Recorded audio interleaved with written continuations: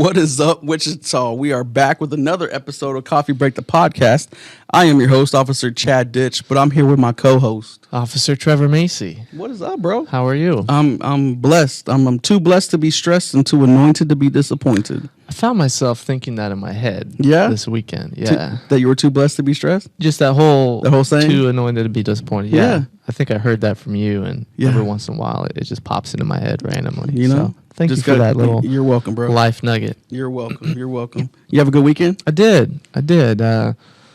Fairly low key. I went to a little Christmas party Friday night. Okay. And then bro, it wasn't low key. I mean, if you want to talk about it, you can talk about it, but I thought it was kind of cool what y'all did. Well, yeah.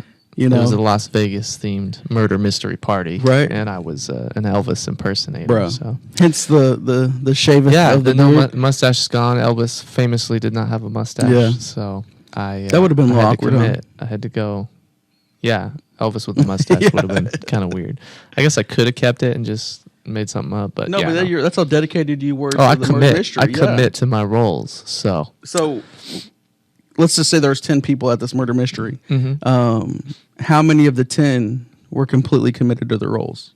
There were quite a few people committed. That's good. You know, we had a whole slew of different characters that were all Vegas themed. So there were gamblers and casino managers, and there was a casino security guard in like a suit with like an earpiece, just like walking around the party the whole time watching people. Yeah, so, yeah, that was cool. That is pretty dope. Because when you first told me about it, I started imagining like trying to get some people to get into the Sergeant Justice costume. You know, they're like, nah, man, no. But this luckily you don't have any ridiculous. I think I had the most ridiculous costume, being an Elvis. Like it was in a jumpsuit and everything, but everybody else was just wearing like suits and you rocked it, bro. Vegas You rocked stuff. it. You had the hamburger meat hanging out and everything. Like you did good. You had a good weekend, didn't you? Yeah, man. I celebrated my wife's 40th birthday, so we went to Stroud's. So delicious. I love Stroud's. So, shout out to Kiki, who was our waitress. She was just on point. There was like 20 of us and stuff, so on point every time. And bro, have you ever had a Stroud's cinnamon roll? Yes. Life changing. Yeah, dude. Life changing. Oh yeah. Yeah. Anytime my family goes to Stroud's, we load up on the cinnamon rolls. I always got to take some home. Right? Yeah, I told her, I was like, Miss Kiki, how do we treat this like a Olive Garden breadsticks, where you just give me some fresh ones to go home? And she hooked us up. She took care of us. That's awesome. It was dope, man. Had the party bus. So I've told you this, but you know, there's a company. I think they're called like Sound something, but they make custom songs, and I see it on TikTok. That's where I got it from. So I had a custom song made for my wife and her 40th birthday and stuff. So, captured the whole essence of like us being married 17 years. Yeah, bro. What kind of song was it? Like, so you what genre? You could pick an artist. So hers was kind of like a country pop type thing. Okay. Beautiful voice. Yeah. Lady singing and stuff. So, but you could choose different genres. You can actually hear artists. But they just make you a custom song. Yeah, but you'll tell them. There's like 5 different things that you pick from, right? Yeah. What verse and stuff, and you have like 750 words that you got to utilize to talk about this. Wow. So yeah, bro, I just basically ended up being probably a page and a half worth of our 17 years together, and she put this in a 3-minute song, and it was interesting. dope. Bro, it was so cool. On Sunday, my wife was walking around singing the song. Like that's awesome. Yeah, bro. So that's awesome. It was pretty cool. All the fellas that were with me that night were like, "Hey, bro, thanks for setting the standard so high." Yeah. Like, it's the 40th, man. Like, right. You know what I mean? So that's a big deal. It was pretty good. Glad man. It was fun. It was, man. And then Sunday woke up and went to the Amazon / Via Boxing / Patrol ECP Christmas thing. Right. How'd that go, bro? So cool. There was some photos. Yeah, there was dozens of people that were able to, families that were able to bless, and they were getting some pretty good gifts, man. So these families were chosen by. Via Boxing knew some families that were in need, and then what Amazon wants to do is they want to do a couple events a year, and then they want to target different neighborhoods.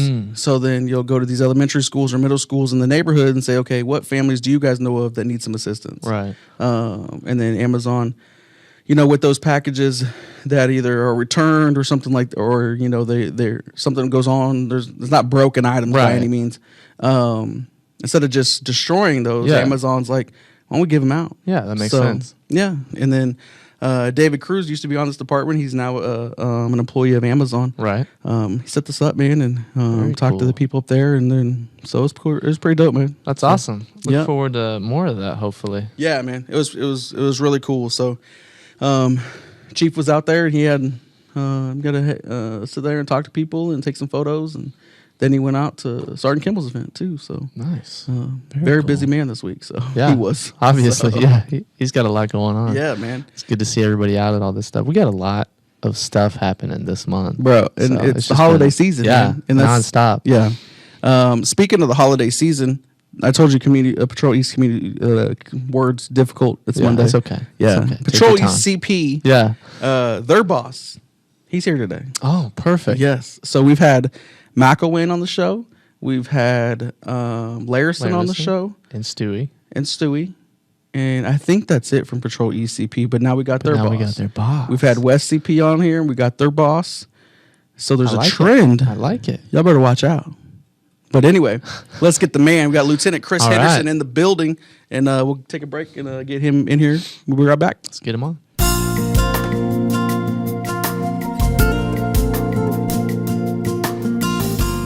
All right, we are back with Lieutenant Chris Henderson. LT, how you doing today? Man, I'm doing good, man. I wish it'd be a little bit warmer, man. Man, you don't never lie. It's disrespectfully cold outside. Pretty much. Yeah. So we appreciate you being on, man. We know you're a super busy guy. Yeah. But appreciate you taking the time to come in. Yeah. So I appreciate you having me, man. So yeah, you had to pry me from my bench. Yeah, right. yeah. To give it here. So. Right.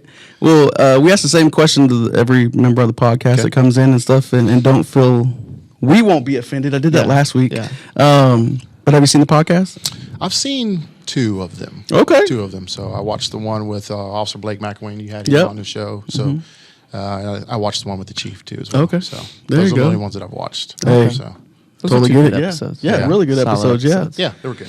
Yeah, so we started this, man, because we wanted we wanted the community to be able to know who the people are, right? Not just the person wearing the uniform, but the person behind the uniform. So, tell us, man. Tell us who's Chris Henderson. Yeah, man. So I'm originally from Colorado Springs, so I'm a big Bronco fan. So no jokes, man. Not today. Man. Not today. Man. So you're a Broncos, he's Raider, and I'm a Chiefs. I know. Yesterday, I don't know when it's happened last, but yesterday every team in the AFC West won a game. Yeah. So thankfully we finally won one. But expectations are not as high as they wish they would have been. But from Colorado Springs, I actually migrated here from there back in 97, 99, something like that. Okay. Played for a local college here for basketball. Okay. And then from there, I wanted to be a cardiologist, believe it or not. Really? Yeah. I did not know that. Yeah. And so, God had different plans for me. Yeah. And I was like, I don't know if that's the avenue that I want to go. And I chose policing, and so I've been here since 2001. So worked in the prison for a couple of years prior to getting here. Okay. Back in 2004. Ended up joining the military, so I'm exceptionally proud about doing that. We can speak on that later. But that's how I pretty much got here. Me in a nutshell, love to hike, man. So I go back to Colorado every year. Yeah. If not twice, to hike and stuff like that. So to get used to everything. But other than that, man, I'm pretty low key. I don't do much else, man. So. I got you. Where have you been throughout in the department? Oh, kind of a mixed bag, man. I kind of been everywhere. So I spent like 15 years in patrol, like kind of a long time.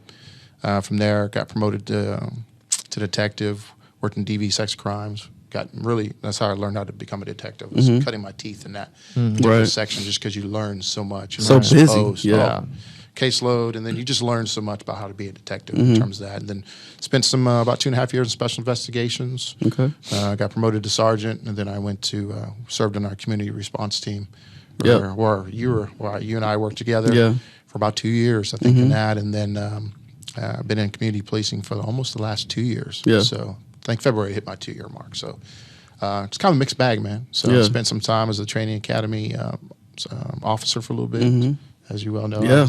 I was your FTO, man. Yeah. So honor guard. I was a negotiator for about 4.5 years. Yeah. So just a lot of opportunities and diversity I think I've spent, on the department. So. Yeah. Do you have a favorite spot that you've been? Yeah, probably 2. Special investigations was really good. Just knowledgeable stuff. And then, working with community policing, man, I'm telling you, man, it has just been a blessing. Right. The guys and gals who I work for, work with, have just made my job easier. And it's just a collective group that they do, and just the amount of experience they bring. Yeah. Everybody's got a role. Everybody's got a certain skill set that they bring. There's really paints diversity, and that's what we look for. Yeah. For community based is how that looks and how that works. But those are probably 2 of the best. And I'm glad you said it because it's kind of, we've talked about it on the podcast before too. It's like, some people might have the idea that a police officer is traffic, guns, drugs, and that's all they like, right? Yeah. But I like how you said like everybody has their own niche, right? So that's the cool thing that I love about this department is there's so many different things you could do. Like you said, you were a negotiator, you were in special investigations. I mean, there's a plethora of stuff that you could do here and stuff like that. There is. If you're looking for that, I mean, there's a spot for you, right? It depends if you want to get into that and find your niche with that. So yeah, a lot of good stuff to be had. So LT's been following me my whole career. Yeah, what's up with that? Nah, he's been following me. You've been following me, man. Right? Can't Yeah, get you away start. from each other. You spoke on the military, and I think me being a military guy myself, that's what helped me in the academy was knowing that my FTOU For sure. were in the military. So the structure that you had was very. I knew a lot about it. It wasn't foreign to me at all. Yeah, So yeah. I think that helped out a lot. Yeah, I'm glad. I mean, I think when you join, on a national service or you're in the military, it points out a different side of you. I know it did for me growing up, and so and when we talk about transparency and being honest, I'm telling you, I never wanted to be in the military. Yeah. I never wanted to be a police officer. Right. And then ended up being those two things. Yeah. So I think it's just a testament of those things. I think God said, hey, we can't. If we don't make him these two things, man, I don't know what else he's got stole for him. He might be a bum on the street or something. Yeah. But I don't know. I mean, the military, and I know I talk a lot about it because it's really a part of who I am, and it's without the discipline, the regimen that comes with that, I doubt I would be anybody of who I am today. Yeah. Without a doubt. So Right. I just some of the benchmarks and some of the things that they ingrain you with in terms of leadership, in terms of discipline, I think is key for Yeah. me, you know. May not work for everybody, but for me it does. See, and it's helped me out. It's also hurt me, right? Yeah. Because I'll have arguments with my wife or a family member, and I'm like, why don't y'all do it like this? Yeah. It's so much easier if you do A, B, C. Yeah. And they're like, no, but I want to do A, Z, L, and Q. Yeah. Like, it's just the structure, right? Yeah, absolutely. And like I So- said, the discipline and stuff Yeah. like that. If we just do it like this, so much easier, y'all. Yeah, But very regimented in terms of that. And so Yes. you know from the experiences at the academy. So Yeah. I took a militaristic approach Yes. to it, I just thought it was what worked, Yeah. stuff like that. So it may not have worked for everybody, but man, I'm telling you, it was just, it was good. It was a good opportunity. yeah. So you said you never want to be a police officer or be in the military. No. And I'm curious now because I was kind of that way too. I never Yeah. wanted to be a cop, and then I found myself in Oh, yeah. this career. So how has your kind of perception of the job of policing changed from before when you're like, yeah, I'm never going to do that, to Yeah. now having done it for as long as you have? Yeah. So great question. So I think a lot of it was when I wanted a career, and that's why I wanted to be in the medical field, because cardiology was like, hey, you're saving lives, you're doing medical procedures. And so when I realized that probably wasn't my avenue of approach, I was like, hey, what other job can I do that is what I believe to be adrenaline rush? Yes. Could provide excitement and energy in my life. I said, you know what? Police officer, that's where it's at. Yeah, so as you migrate a little bit, you realize it's 10% of that, Yes. 90% paperwork. Yeah, Right? Yeah. Exactly. Yeah. So you just realize that your thought and your overview looks differently, in policing, and it looks differently as you get to a supervisory role too. So, but I think that's how it ended up being migrated from that, and so looking for that adrenaline rush, high pace, high anxiety sort of feel that I needed. It's that problem solving. Yeah, Yeah. that young part of my career, Yeah. my Yeah. life. Now I'm the opposite, and I just trying to mellow out and some Right. of that. But yeah, I think those are the things that transitioned for that. And Yeah. so in the military, it was just I got tired of coming home. To be perfectly honest, coming home and having nothing else to do. Right. So I needed something that I felt like that was get me motivated, something that was bigger than myself. I said, hey, why not do this? So, but also coming from a kind of a small lineage of military people in my family too. So Yeah. kind of helped transcend that, I think. a little bit. There you So, go. Interesting. So, the military, being a lieutenant, and then with negotiating, all that to me speaks on how well that you have to communicate with people, Very not just your people that work for you, but the community and stuff. So, can you touch on like how your communication skills have changed from the beginning, from when you were that 18-year-old kid to now when you're 21? But, Yeah. You realize that the communication piece, it grows and it matures.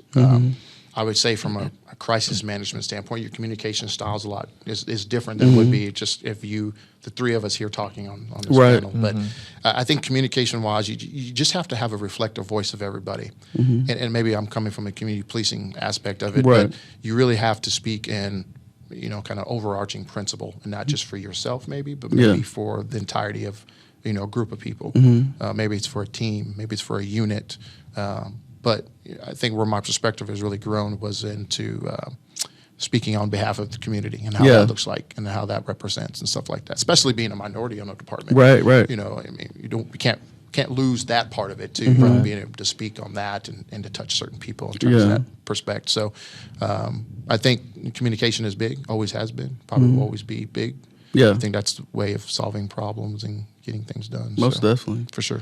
So I've been doing this barbershop talk with the police, and I also part of other town halls and stuff like that. And one of the biggest things I always hear from different minority communities is we want officers on the street that look like us. Yes. Right, which is 100% understandable. What do you say to that 18-year-old, that 20-year-old that's out there that's thinking about it, who happens to be a black African American male or female? What do you say to them to get them here or what they wouldn't want to do or even that recruit, right? That's going to make it 20 plus years. What advice you got for them? Well, in being honest and being in twofold, I would say, first and foremost, this job isn't for everybody, right? Right. Yeah. Understand what you're getting into, understand the calls and the nature of this job. For two, I think the second thing I would say is like, hey, despite your race, your color, do the job because you want to help people. Do the job because you want to, put bad guys, jail. Do the job because, hey, you want to be a great detective or a supervisor.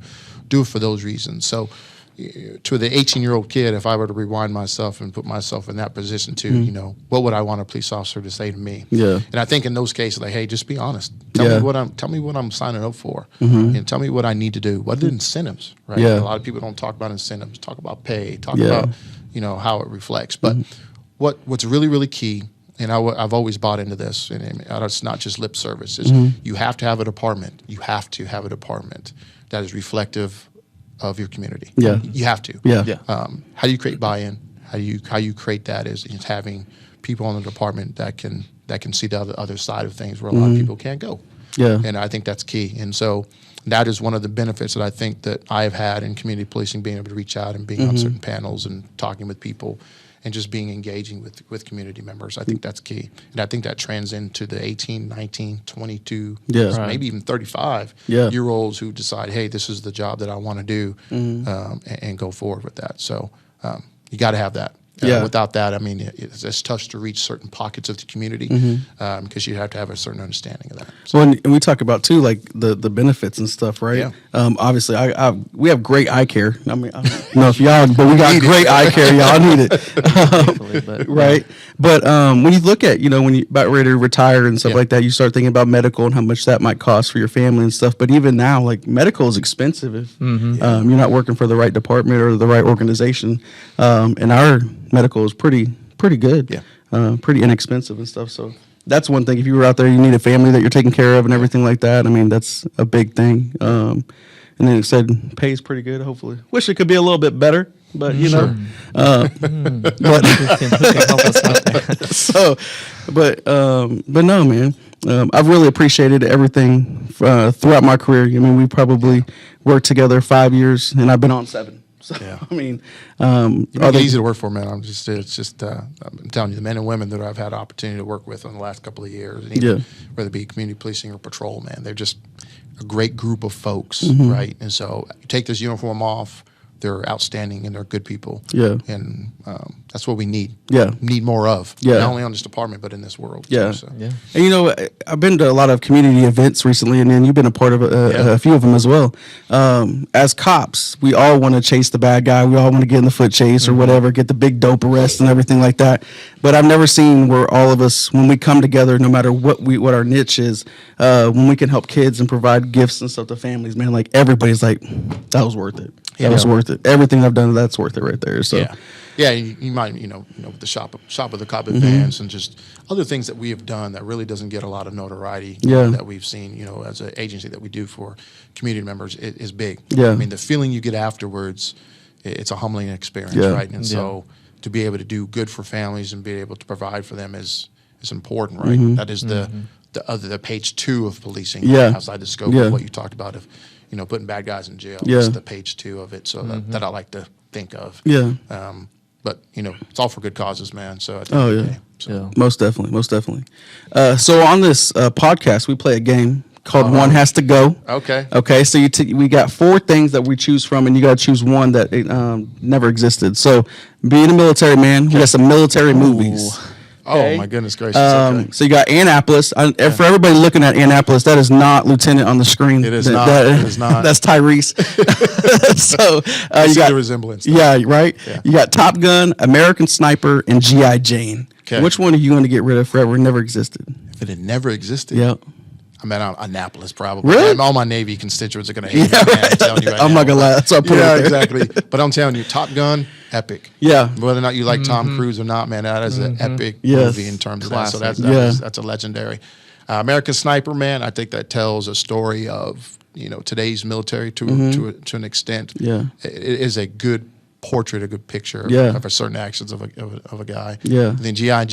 Jane, man, I'm telling you, ain't no better movie. Oh man. There's a lot of parts in there in terms of SEAL team practices. I'm not a SEAL by any means, but that kind of go hand in hand. And so I think that's one of a classic movie too, man. So Annapolis. I was trying to pick a good and I'm with you. I probably would get rid of Annapolis. It was a good movie, but I don't think it touches the other 3. Yeah, so. It's a tough one, man. So Trevor's probably only seen 2 of them. I have seen all but Annapolis. You have never seen Annapolis? The one I'm getting rid of. Yeah. That was a good one when it came out, man.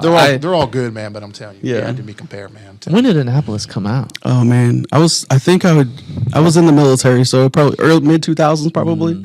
The Navy one I always remember watching was Officer and a Gentleman. Oh, see, that's I thought you were going to say A Few Good Men, but that's another good one. Yeah, that's another good one. Yeah, you can't go wrong. Those again. There's a lot of good military. Those are great actors, man. So. Yeah, and then you can't handle the truth. That's forever. It's a line, epic line. Man. Yeah, it's kind of like Tombstone. Right. A lot of one-liners out of there. Right. So. Man, well, LT, we appreciate you coming on, and your whole team. I think a lot of your team has been up here and stuff like that, as well as Patrol West CP. It's always great to see great leaders and to have community policing teams that are out there that are just showing up, showing out, and doing great things for the community, man. So, and that's a reflection of leadership. So, well, I know I keep saying it. It may be, but because of their efforts, is what makes my job easier. It really is. At the end of the day, I know it's not lip service, but they make it easy. Right. The folks from Patrol make it easy. They just do their work. They do what needs to be done, and they want to be better. Yeah. I'll keep on telling one of your guys, Officer Nate Peterson, and whenever you want to come on the show. Anytime. Tough prying him out. Right. It is. Yeah. But again, we appreciate your time, sir. Hey, no problem. No, super busy and stuff. We're gonna get a refill, and then we'll be right back.